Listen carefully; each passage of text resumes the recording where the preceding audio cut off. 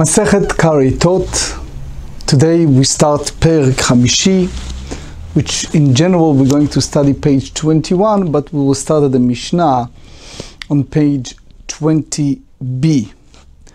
First and foremost, the text in the Torah said, and I quote, Vayikra, Leviticus chapter 7, and you shall consume no manner of blood, whether it is of bird or of animal, in any of your dwellings. Whoever consumes any blood, that soul shall be cut off from his people. So here you see a very clear and strong commandment against consuming blood. But there is another quote in Leviticus chapter 17, verses 10 and 11, quote, and any man there is in the house of Israel or any strangers that sojourn among them who consumes any manner of blood, I will set my face against that soul that consumed blood, and I will cut him off among his people. For the soul, listen to this word in the Torah, for the soul of the flesh is in the blood, and I have given it to you upon the altar to make atonement for your souls. For it is the blood that atones for the soul. So you see here two sources from the book of Vayikra that tells us clearly a prohibition against consuming blood. Soon we're going to examine two separate categories. There is one which soon you see, it's called Dam HaNefesh, meaning we have first the question of which kind of living things are included in this prohibition. Is the prohibition limited to the consumption of the blood of birds or the mammals, which are mentioned in the verse, or is the blood of other kinds of creatures also included, and if so, what kind of creatures? The second one is, you see this quote in the Torah that speaks about the forbidden blood. The soul of the flesh is in the blood. So the question is, you see here a distinction between blood that sprouts out as the animal dies and the blood that emerges later. The question is one liable to receive karet, karet meaning that soul shall be cut off, for consuming the later type of blood, or only the original type? So again, in general term, the Isur Achilat Dam, the prohibition against any form of consuming blood, if it was unintentional, so if it's more than kezait, which is the olive bark, unintentional, the person needs to bring a sin offering. However, if it's a meizid, if it's intentional, then v'nichreta, that soul shall be cut off. Later, we're going to see what type of blood. Because the meat, basar, the Torah metira, the Torah allow meat. Blood, dam, that's a prohibition. And as you see, there are two types. As you see, the pasuk, ki nefesh kol basar damohu. So the Mefarshim explain to us, you see it in both, in Tosfot HaRosh, and Shita Mekubetzet, and Kehilot Yaakov. They explain to us that there is a concept called Dam HaNefesh, the blood that stream out while you shoichet it. So that's called in Ivrit Kiluach, the place that the way that the blood's coming out. And the Ramban, Rabbi Moshe ben Nachman, in Parashat Achrei Mot, chapter 17, verse 11 said, and we just paraphrase, he said, when it's come to those chayot, behemot, those animals, their nefesh, their soul, that in a sense, we can say it more than physiologically, maybe spiritually, since it's not meat, it's their nefesh, it creates, we all know that we have nefesh be'emit, Balatanya mentioned that in others, but the nefesh itself in our language contaminated with, lack of better word, became more gashmi or lack of spirituality by having megusham, by having this blood. So anyway, let's start with the Mishnah Kedosha.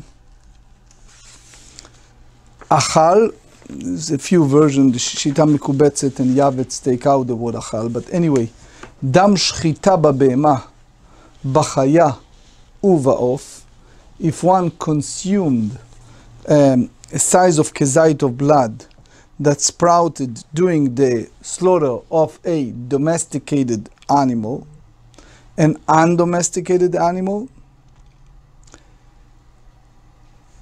or a bird, bent me'im, bent tehorim, regardless if they flow after stabbing an animal or killing it in a manner other than the regular process of ritual slaughter.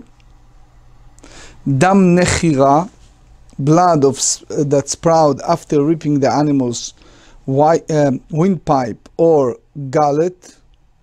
Dam ikur, blood that sprout during the bladdering. Dam hakaza, shanshama yotzabo, so it means the bloodletting which is the soul departs. And in the Mefarshim, Rashi and other expand on that, Tosfot and other expand what exactly it means. There is a book called Birkat HaZevach that expanded, but anyway, so one is liable, liable to receive karet for consuming it intentionally, or to bring a sin offering for consuming it unintentionally. However, dam hatchol, blood of the spleen, dam halev, blood of the heart, dam beitzim, blood of eggs, dam chagavim, blood of grasshoppers, dam hatamtzit, blood of executed, which means that oozes from the neck of the animal after the initial sprout of its slaughter concludes. En chayavim alav, one is not liable for consuming it. Rabbi Yehuda mechayev bedam hatamtzit. So Rabbi Yehuda deems one liable in a case of blood of executed. And the Gemara later on page 22 bring the source of Rabbi Yehuda. Tanu Rabbanan, the Torah tells us in the book of Vayikra, chapter 7, verse 26, V'chol dam lo tochlu, and you shall consume no matter of blood. Shomei ani afilu dam mehalchei shtayim.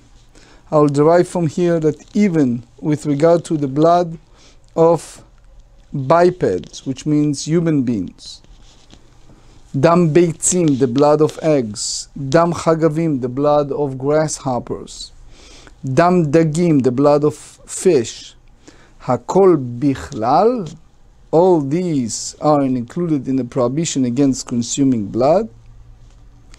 Talmud lomar, so therefore the verse states, la'of ve'labhema, whether it is bird or of animal. That's from Vayikra chapter 7, verse 26. Ma'of uve'ema miyuchadin, שיש בהם טומאה קלה וטומאה חמורה. Just as bird and animals are exception in that they have the capacity for both a light form of ritual impurity if they become impure after they are slaughtered, in which case they are considered impure food. ובהמה מיוחדים שיש בהם טומאה קלה וטומאה חמורה. They serve a form of impurity if they die without valid ritual slaughter, and they have the possibility of being forbidden or permitted.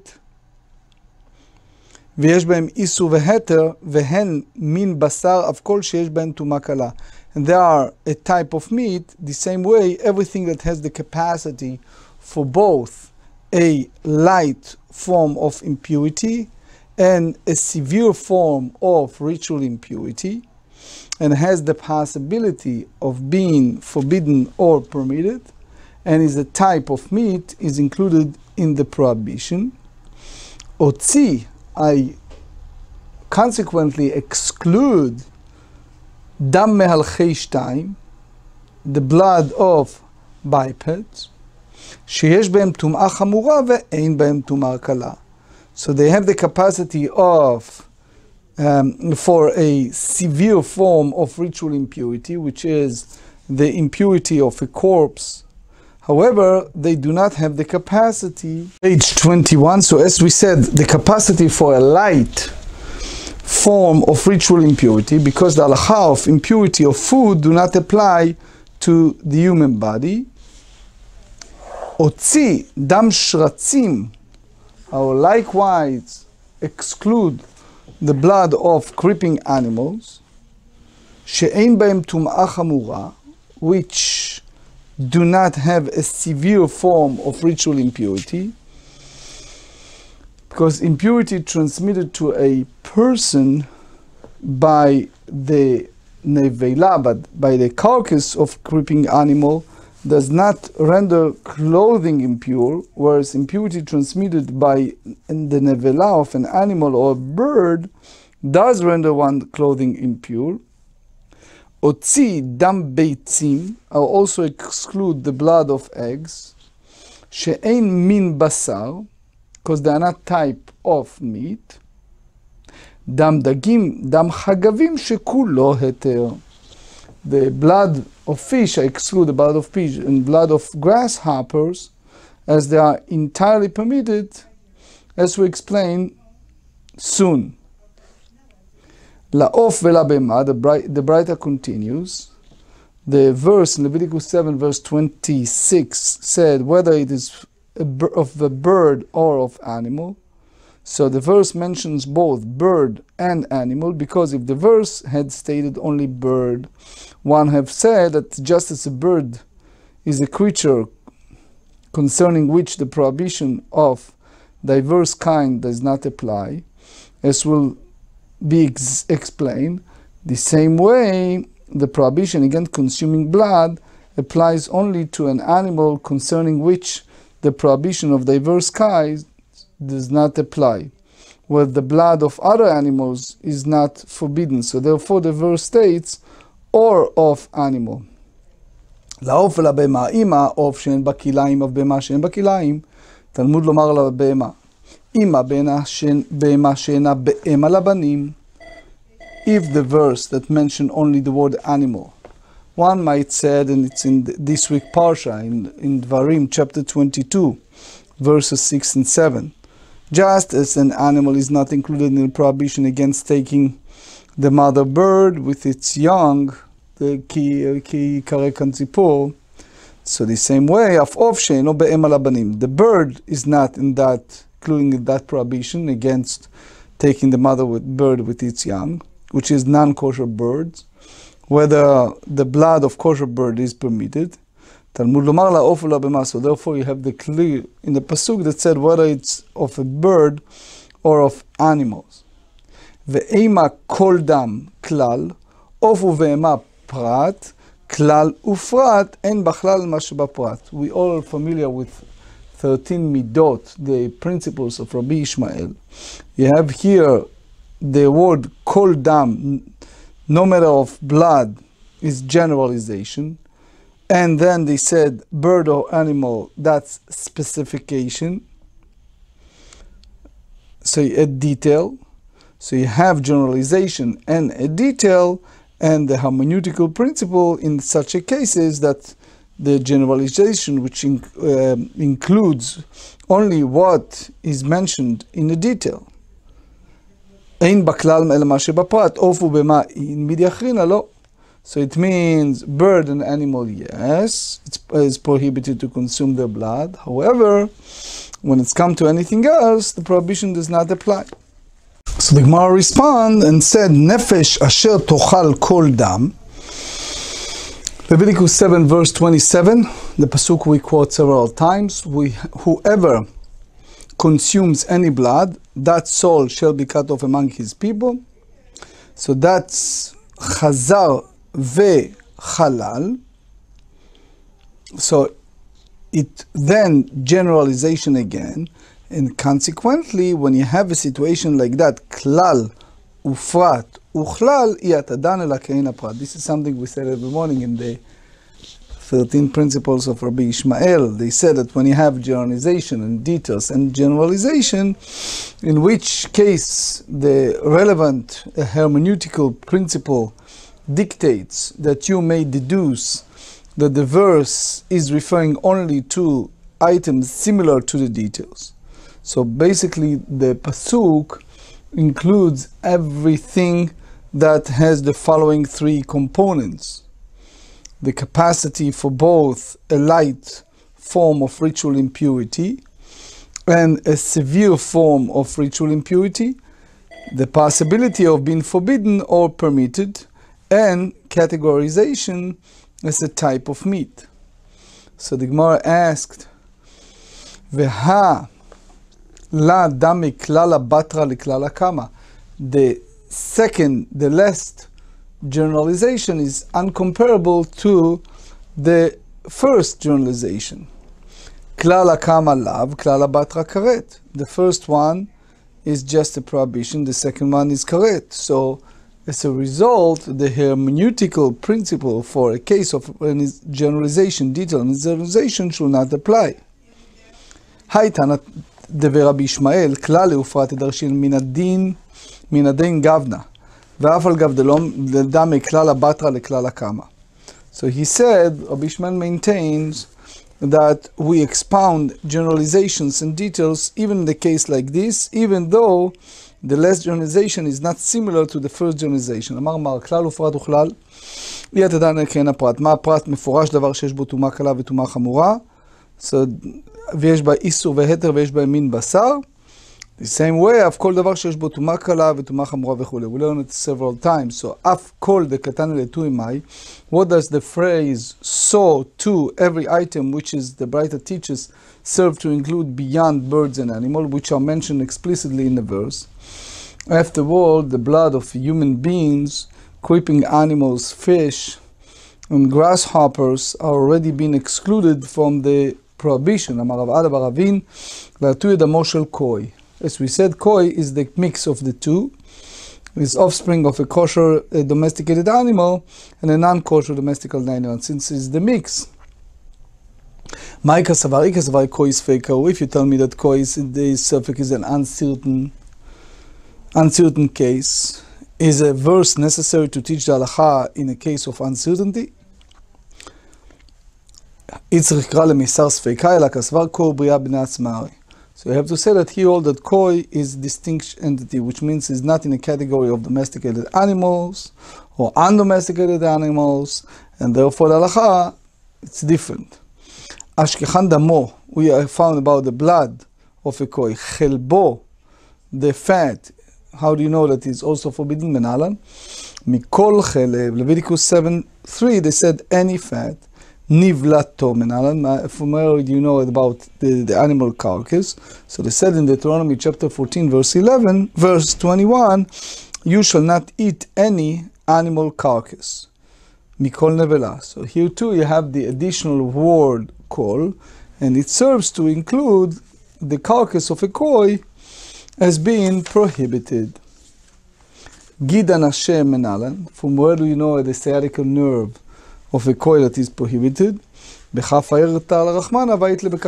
story of Yaakov Avinu, originally in Genesis 32, is talk about the thigh, and this koi has a spoon of the thigh, which means round protrusion of flesh in its thigh that is shaped like a spoon. Tumato shchita menain, from where derive the impurity status of a carcass of a koi, and that ritual slaughter renders meat permitted for consumption. Svara, just from all the logical reasoning. לכל מילי רבי רחמנה כבהמה, טומאתו ושחיתתו אינה מכבהמה. אמר מר הוציא דם מהלכי 2, שיש בהם טומאה חמורה ואין בהם טומאה קלה. ורמיני, we challenge from the Mishnah in Uktzin, chapter 3, Mishnah 2. החותך מן האדם צריך מחשבה והכשר. One who cuts flesh from a living person for food. So first, the flesh requires intent to eat or feed to other. And second, it must be rendered susceptible to impurity by coming into contact with water or one of the 6 liquids that render food items susceptible to impurity. וקשילן מחשבה למה לי? תעשה חתיכה שלו מחשבה.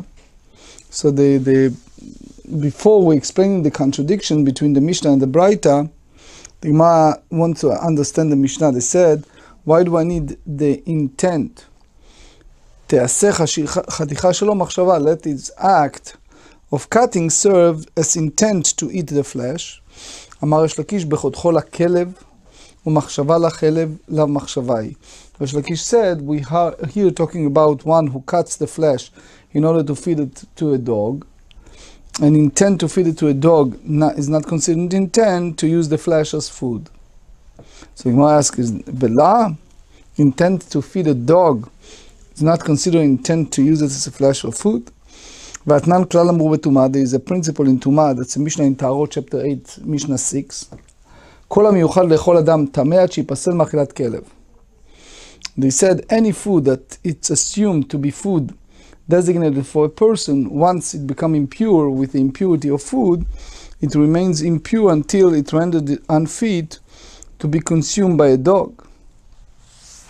So the Gemara said, Hahu le'asukei tum'a minei. That Mishnah is referring to removing impurity from it. Dechevan de me'ikara havachazei le'adam. Since the food was initially fit to be eaten by a person, its status of impurity cannot be removed from it until it rendered unfit to be consumed by a dog. By contrast,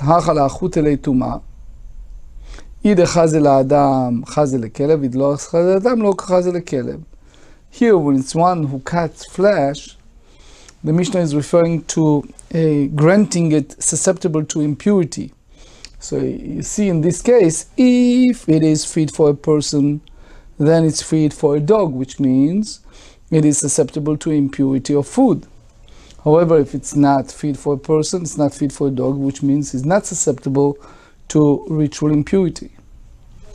So after the Gemara explained, the word of Mishnah in Uktzin, now the Gemara wants to explain the question that we can ask on the Braita. Mikol makom katane machshava. In any case, the Mishnah teaches us that human flesh requires intent. Umachshava tum'a kalahi. And intent is for a light form of ritual impurity. So the Mefarshim explain, so this type of requirement of ritual impurity is necessary for only for the flesh to become susceptible to ritual impurity as a food item. And that's basically the opposite of the claim in a Braita, that the impurity of food items does not apply to human flesh. So the Gemara answers and it said, Hanemi lemechayim, the statement of the Mishnah that speaks about human flesh is susceptible to impurity as food items, that applies to while the person is alive. Aval achar mita tamehu tum'a chamura. But after death, his corpse is impure by a severe form of impurity, and is no longer susceptible to impurity as a food item, and that is the meaning of the Braita. Dichvata. So the Gemara objects and said the Braita contrast animals which are susceptible to both light and more severe forms of impurity, the people who are susceptible only to serve ritual impurity. And the Gemara has explained the Braita as referring to a human being after death.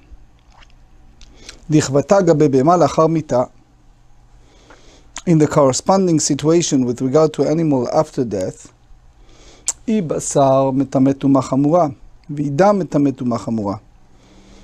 it's meat, then it transmits impurity by a severe form of impurity. That's the nevela, the impurity of carcass.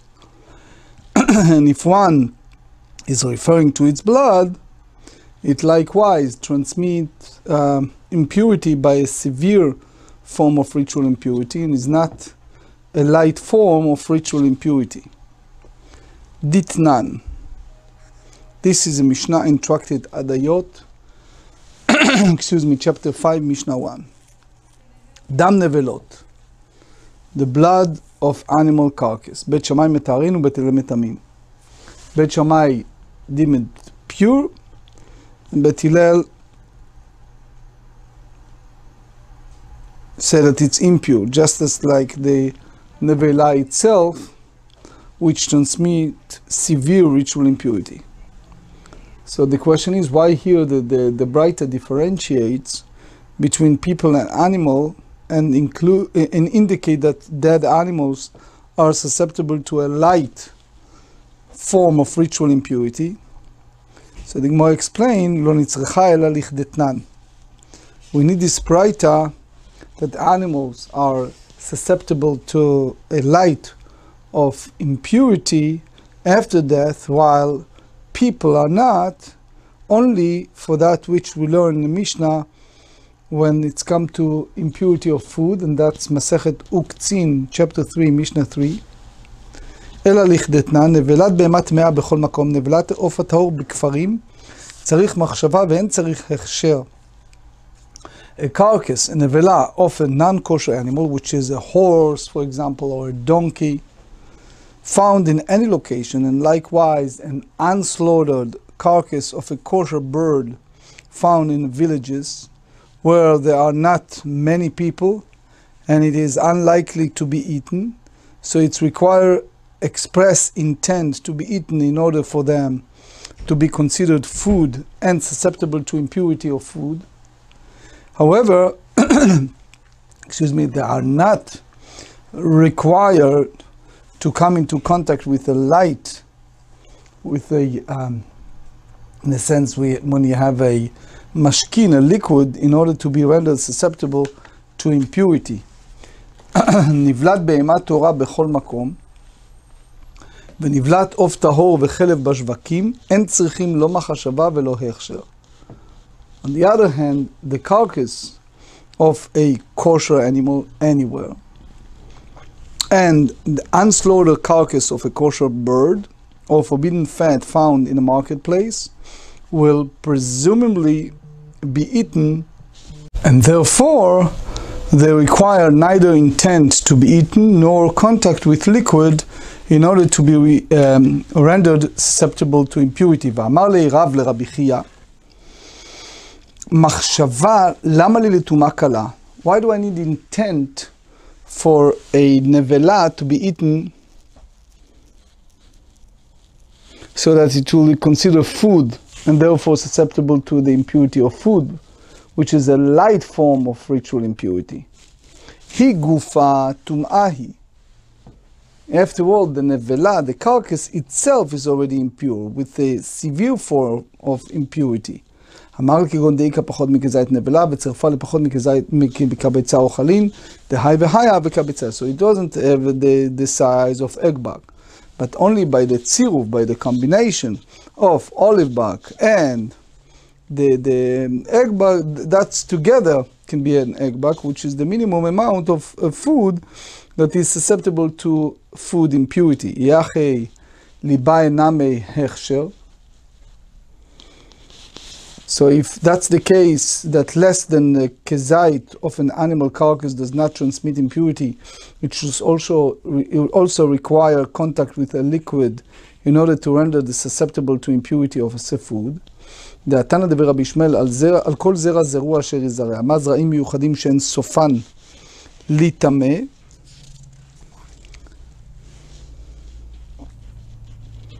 אף וצריך הכשר, אף כל סופן להיטמא, תמרוח חמורה צריך הכשר.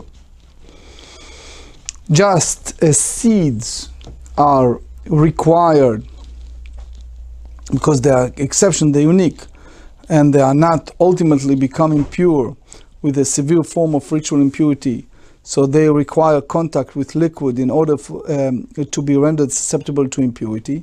So the same way, anything that will not ultimately become impure with a severe form of ritual impurity requires contact with liquid in order to be rendered susceptible to impurity.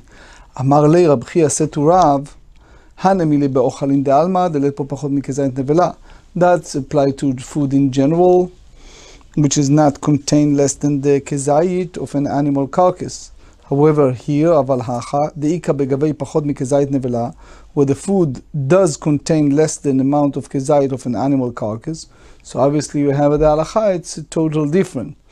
כיוון דאילו מצרף ללכזית לא בהיה הכשר, since it will be impure with a severe form of ritual impurity, if one were to add to the amount of animal carcass so that there will be a full kezait, so it does not require contact with a liquid in order to be rendered susceptible to impurity. So in any case, this halacha that less than an olive bark of a carcass combines with less than a olive bark of food to equal a full egg bark that is susceptible to food impurity applies only to a flesh of an animal. Aruch Laner expand on that. 21b La'apukei met. So here we have the exclusion less than kezait of human corpse. So when it's come to human corpse, afal gav dememalyalei, even if one completes its amount to an כביצה לא מתה מטומאת אוכלים משום דבטלה דעתו אצל כל אדם.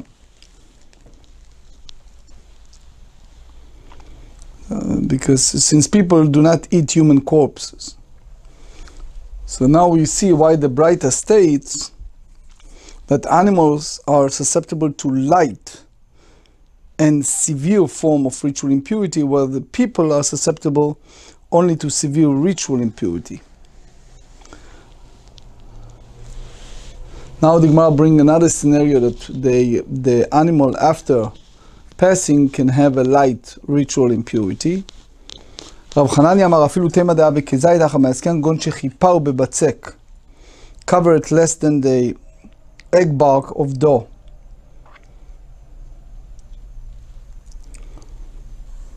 So Rashi explained, you see it also in Rashi in Chulin 82.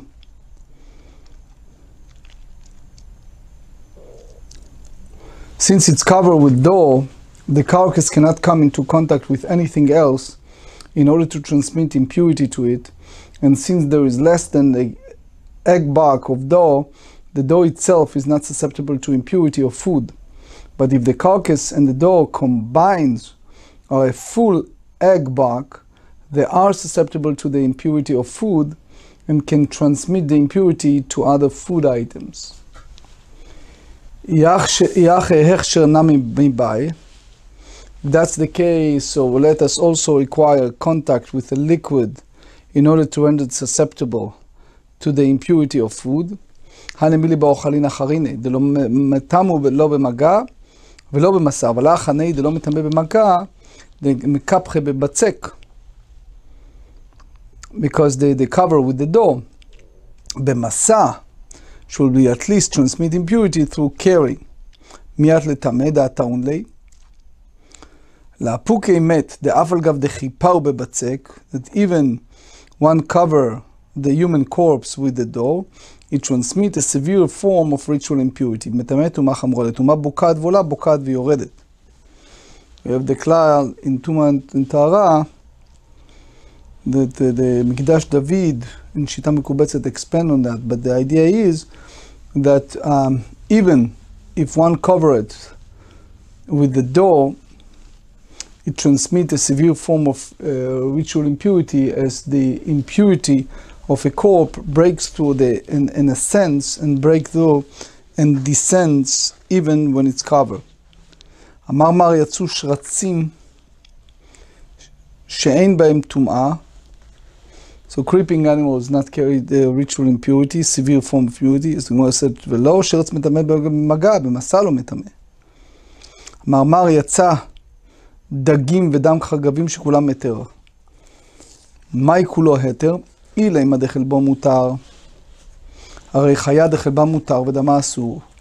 ואלה משום דלת בו איסור גיד הנשב, הרי אוף דלת בי איסור גיד הנשב ודמו אסור. אלא מהי כולו התר? דלא בעיה שחיטה. אמר מר, מה אוף שאין בו כליים אף במה? תלמוד לומר בהמה. כליים דמאי. אילי מה, כליים דרבה וכליים דחרישה, ואתנן, חייב האוב כיוצא בהם. אלא מר הבעיה שצמרו, that's נוצת האוב, the wool, it's feather. אין חייבים עליו משום כליים. אמר רבי יהודה אמר רב, דם שרצים לוקים עליו בחזית.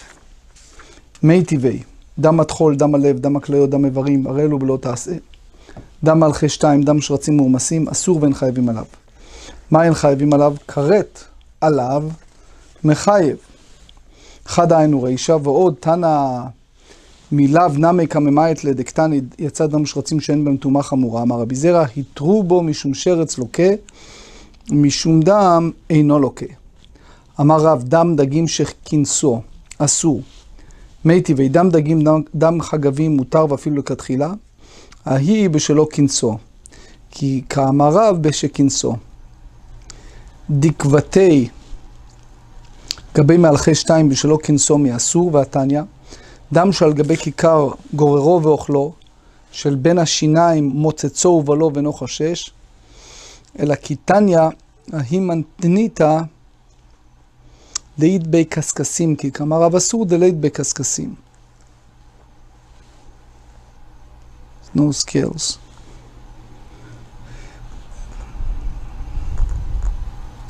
So there's a big deal in מפרשים, רמב"ם, הלכות מחלות אסורות, chapter 6, ערוך לנר, קריטי ופלייטי, in רשב"א, how you treated the whole idea of marit ayin when it's come to scales, the kaskasim and blood.